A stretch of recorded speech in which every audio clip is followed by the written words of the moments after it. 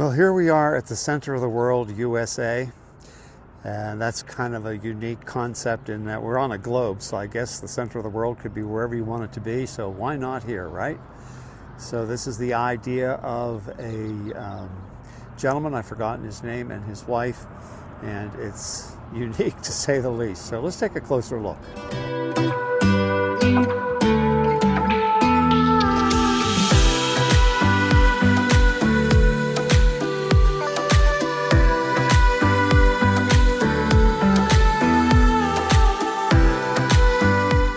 Good morning, everyone. I am here at the center of the world, USA, in Felicity, California. This place I had seen some time ago on a YouTube video, I think by Caravan Carolyn, who just happened to stop by. And on my way to my current camping spot out in Imperial Valley from Yuma, Arizona, I passed by and I thought, oh my goodness, I know exactly what that is, and when I have an opportunity, I want to stop by and visit. It's located in Felicity, California, which is kind of a really unique place in that it has a population of 2, which is the founder and his wife. And this place is featured in roadsideamerica.com. So if you want to take a look, it's a very interesting story. The gentleman who founded the place and got it incorporated and recognized in California is, I think, a lieutenant colonel retired from the Marine Corps and used most of his personal wealth to build the property that you have around here as a kind of an eccentric contribution to world history. And his goal is to have most of the important events. I think there's 100 events in world history from his point of view, and he's put them in granite. And behind me you can see a monument, and the concept was to have all these wedges of granite eventually form the form of a fish with the tail at the bottom and going around the church in the distance. And you can see that in the granite, and I'll show you that in a second.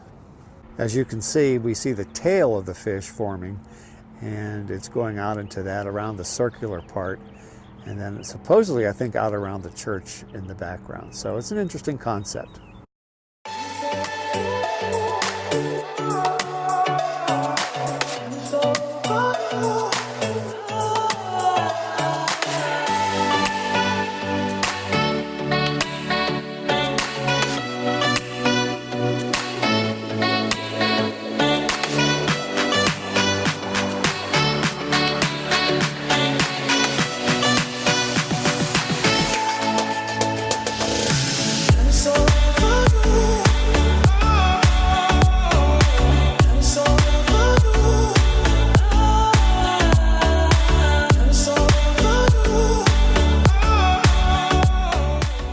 I just stood on the center of the world dot and made a wish, and now I'm back outside of the pyramid, and we're just going to pan around the Book of the Ages, which is written on all the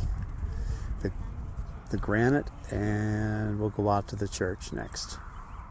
Okay, I'm now sort of in the middle of all the granite plates. I just got a little bit of a tour from the young lady who took us into the pyramid, and the marble plate, she said, was brought in from Missouri, and apparently there's somebody from North Carolina that does the engraving, and an artist from Georgia that comes in and makes the pictures. And what this is right now is kind of the important stuff in the world as seen by the founder, and the engravings are here, names are here, and there's lots and lots of pictures. So I'm not going to bore everybody with too much detail, but it is kind of interesting. So from time to time I'll throw in a picture, maybe a quick video of some of the things that I'm seeing on the way to the church. And I was correct, as seen from an aerial view, eventually when this is all completed, it will form the outline of a fish. The tail section is where we're standing right now, and the body and head of the fish will go around the church.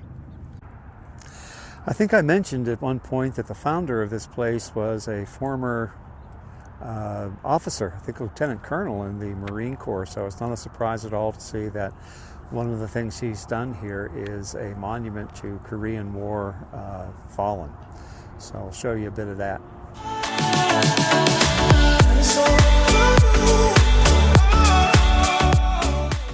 The founder was originally a Frenchman, and he has a lot of things that have to do with French and their involvement in world history. And one of the things that, being a military man, who interests him was the French Foreign Legion, and he's got an entire wall here to its history, which is kind of interesting.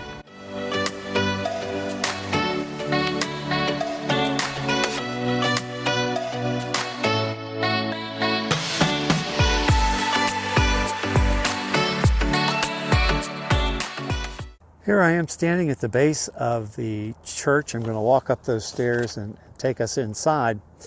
One of the things that I read was that the mound of sand, soil, whatever you see the church mounted on was again part of the founder's vision or view. He felt that the church ought to be elevated, and there's no elevation in this part of the world. So as I read, he brought in I don't know how many millions of tons of soil, sand, whatever, compacted it. And apparently it's good up to a number 4 on the Richter scale for earthquake, which in California I guess is a thing. So anyway, we're going to walk up all those stairs and we'll take a close look inside. I understand the church was dedicated back in the 80s by both Protestant and Catholic clergy. So it's an interesting history. Well, here we are at the top of the stairway, looking at the entrance to the church. And man, I'll tell you, whoever decided to paint those doors and the area above the doors in the blue, it really offsets just like the sky. And we can hear the bells.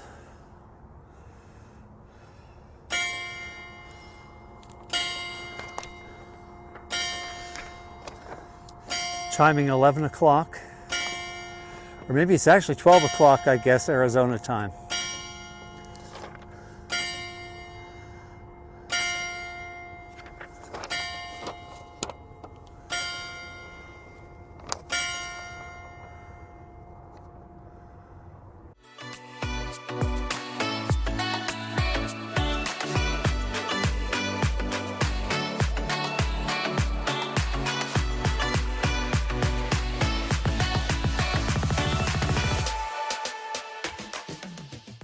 I don't know whether you can hear in the background, a hymn is playing very softly called "This Is My Father's World."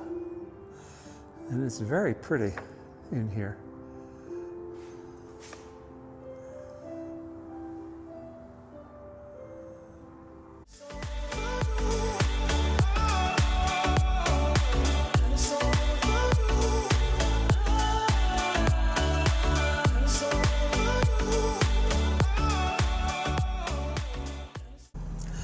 Part of the story of this place is the founder had written a children's book and about a dragon, a good dragon, who landed at the center of the world, and I think that's what gave him the vision for doing what he's done here.